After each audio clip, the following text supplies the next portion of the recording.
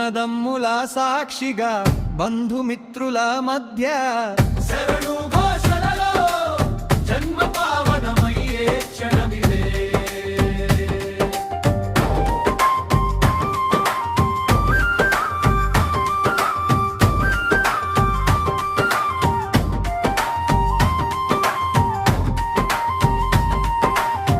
నలుపు వస్త్రధారి నిశ్శబ్ద వ్రతధారి నామస్మరణలో నడిచే నీ దాసుడే. ఇరుముడి భారం కాదు భక్తి భారమిది, శబరి కొండలపై శివశక్తి సన్నిధి.